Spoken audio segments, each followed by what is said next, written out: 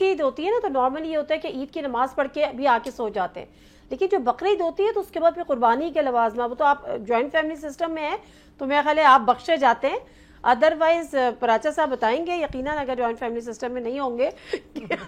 کہ عید کی نماز کے بعد پھر قصائی کا ڈھونڈنا، قصائی کا ملنا،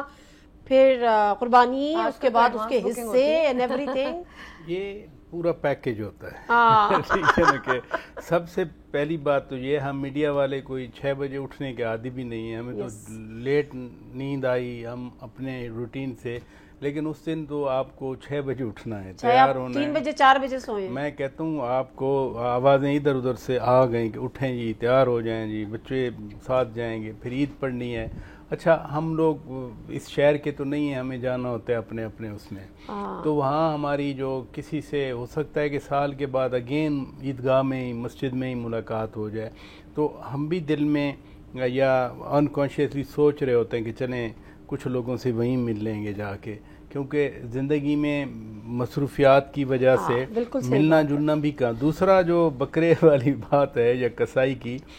وہ بالکل صحیح ہے جو انہوں نے کہا کہ پہلے سے کہنا پڑتا ہے کسائی کو، بکرے والے کو، لیکن آپ جوائنٹ فیملی میں ہیں تو ہر ایک کے کوئی نہ کوئی چھوٹا موٹا ڈویژن آف لیبر ہوتی ہے، آپ نے یہ کرنا ہے، آپ نے وہ کرنا ہے. میں حیران ہو رہا ہوں، وہ ادھر کہہ رہی ہیں کہ مرد جو ہیں وہ جہاد اچھا ڈسکس کرتے ہیں، یہ کہہ رہے ہیں خواتین. بھائی سیلیبریشن از فار آل.